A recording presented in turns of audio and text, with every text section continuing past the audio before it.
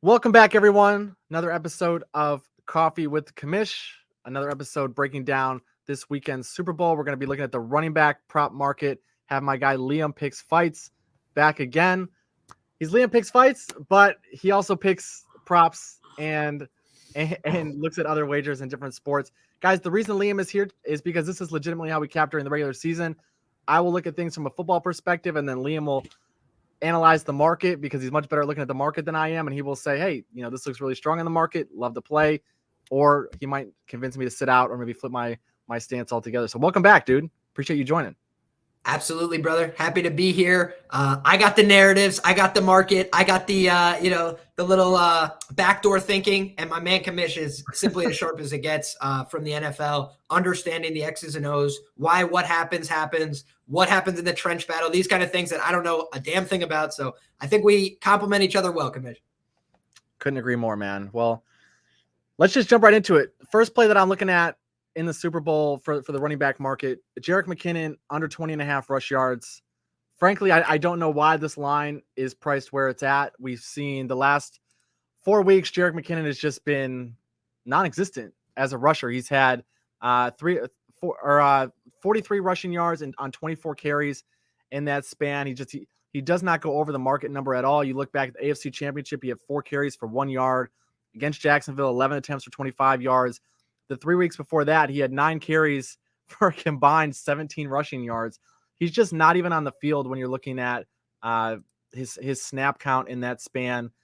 Since week 16, he's played literally 5 rushing snaps or fewer in 4 of those 5 games, with the exception being that game against Jacksonville when Mahomes left in the first half for a good chunk of that action due to that ankle injury. So the under 20.5 in this spot, it seems far too high in my opinion. But what are you looking at on the market regarding this play?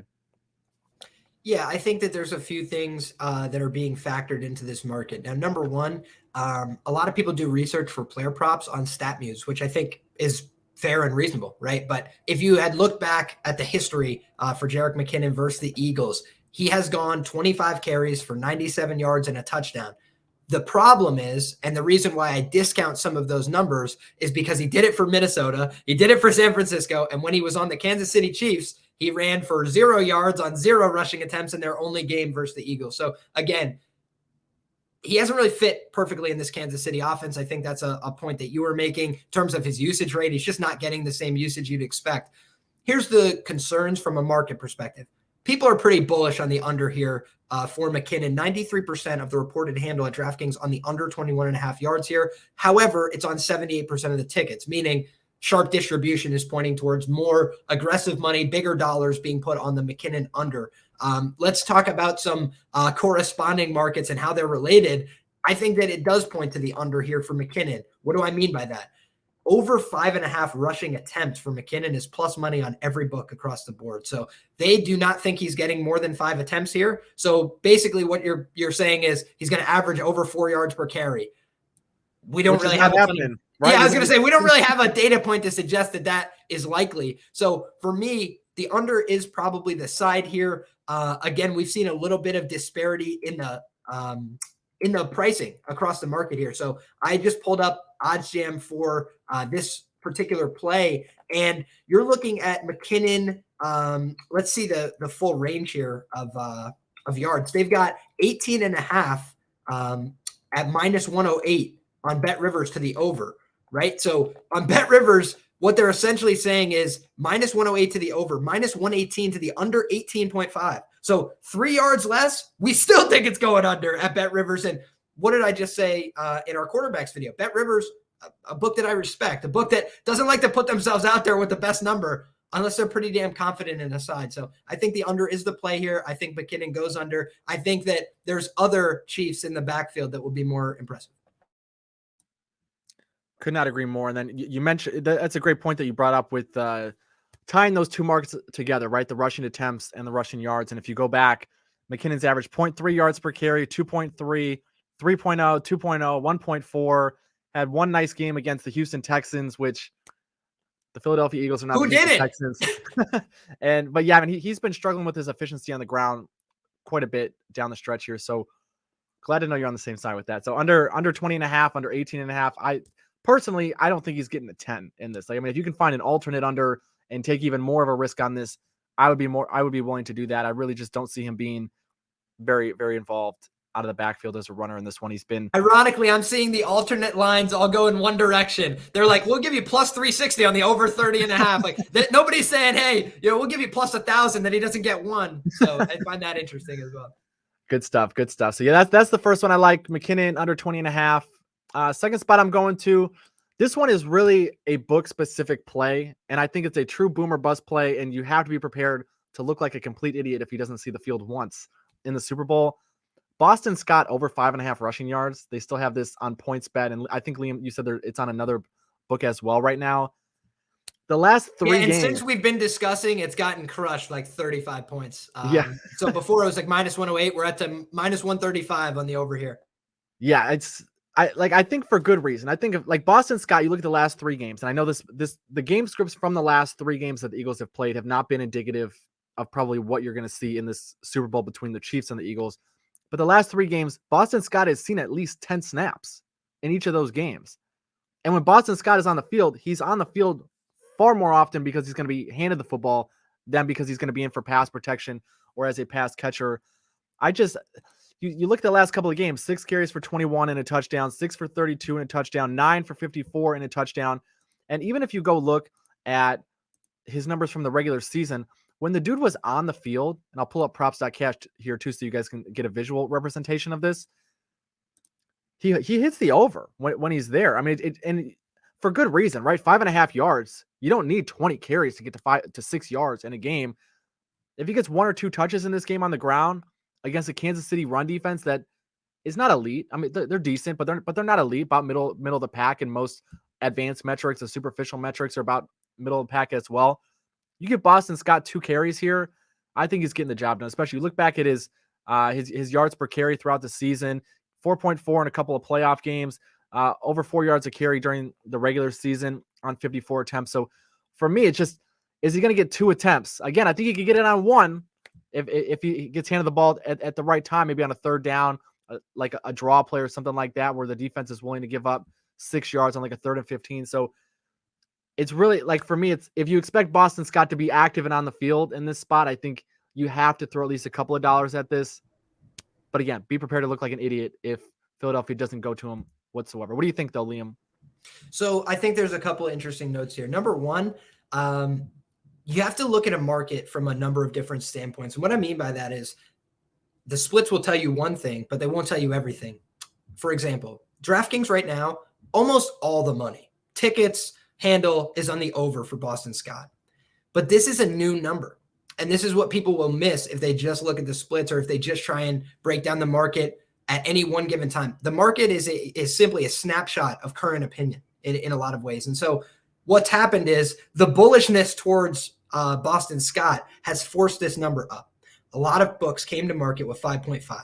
They're basically saying, is he going to get in the game? Is he going to get, a couple touches on the ball? Notice, however, though, we talked about the attempts last time. You don't have the same robust attempt market. Boston Scott is an unknown. He is a virtual unknown in this spot. The bookmaker doesn't know. Is he going to get 1 touch? Is he going to get 3 touches? What they have priced is they have priced plus 145 on DraftKings, on MGM. Those are the only 2 books that have come to market in New York, in my jurisdiction, on over 2.5 rushing attempts. But we just discussed with Kamish, let's say Boston Scott breaks loose for 6 yards on his first run.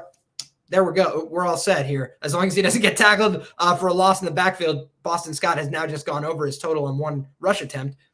That's why the rushing yards, more robust, more variance in the market, as low as 5.5 on PointsBet and Resorts World, as high in some other places. Let me just pull up the market as 9.5 on Pinnacle. So some books have covered themselves by putting this number further out there, giving themselves more leeway, giving themselves different options, giving themselves more juice to the under, but also at a much higher number.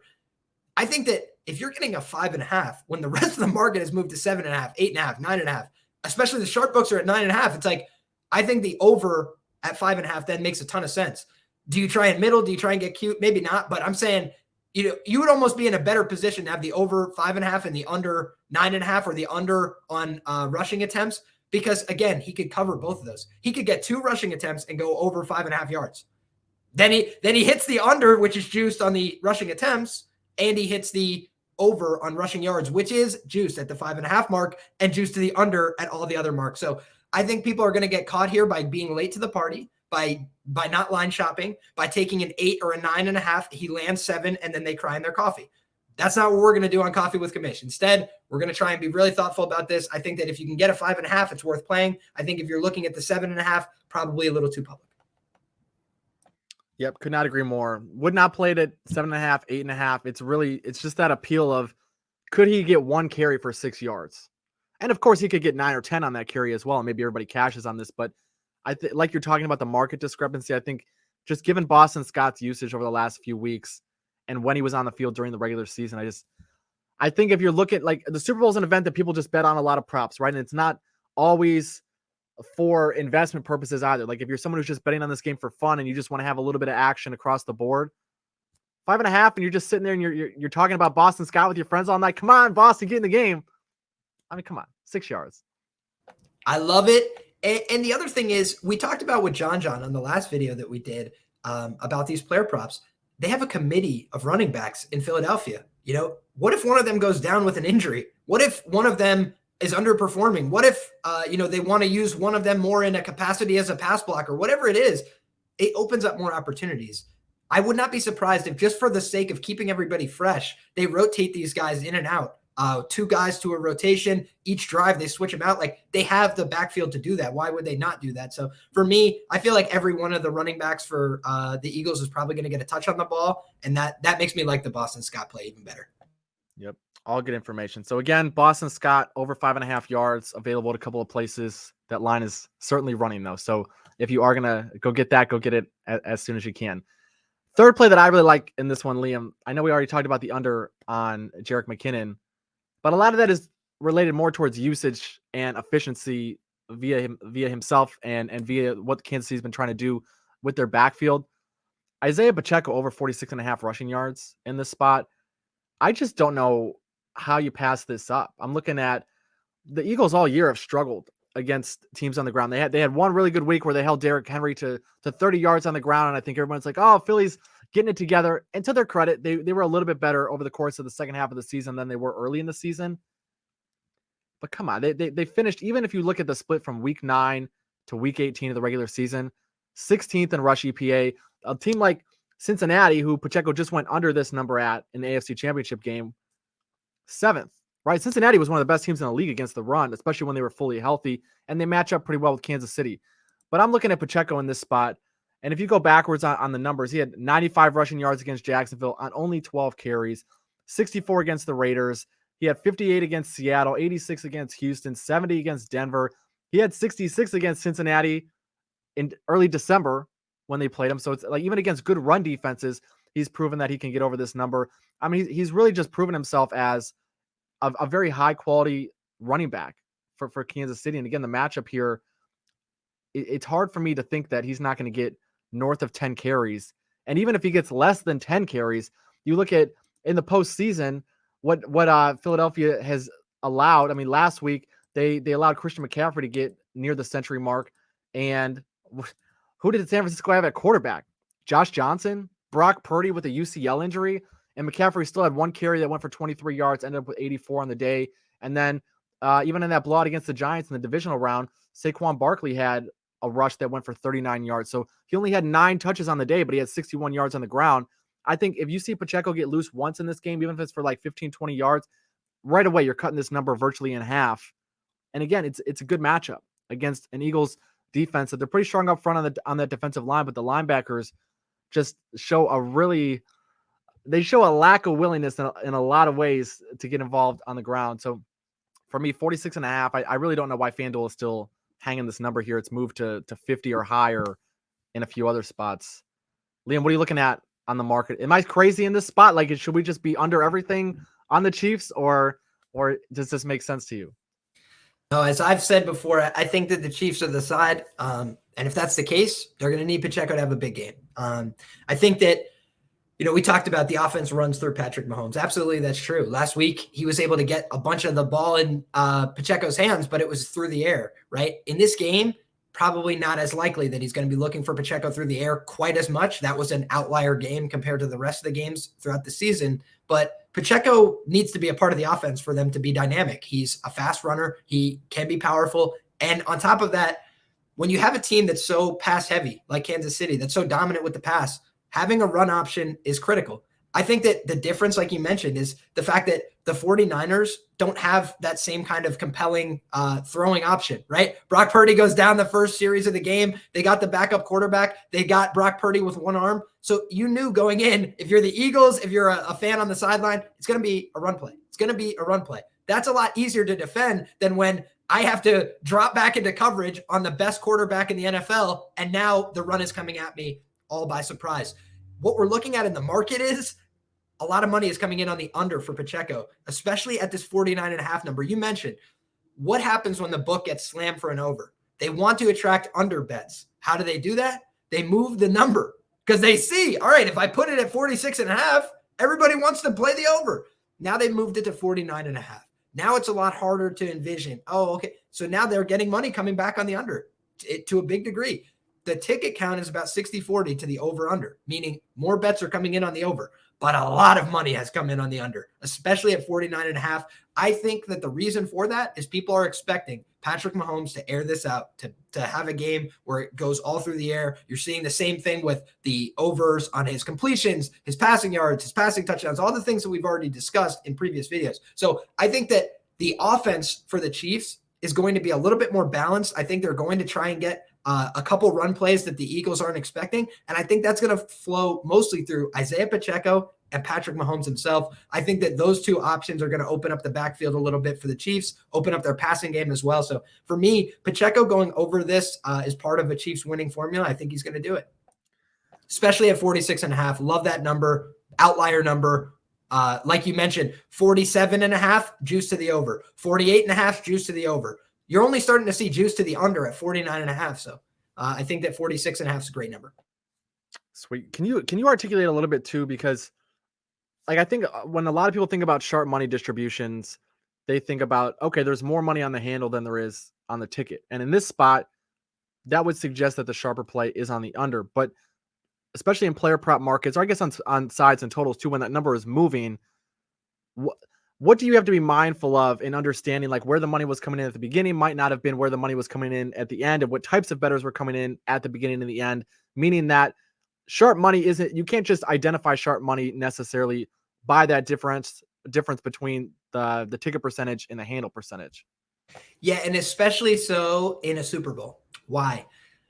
There is no event that garners more casual money and attention than the Super Bowl every year from a betting perspective, which is why sharps tend to eat during the Super Bowl, right? I think that as far as this kind of market is concerned, who would act early in a Super Bowl betting market? Most often, it's the sharp players. Sharp players are normally the first to act in most sports, right? They get an opener. It's not efficient.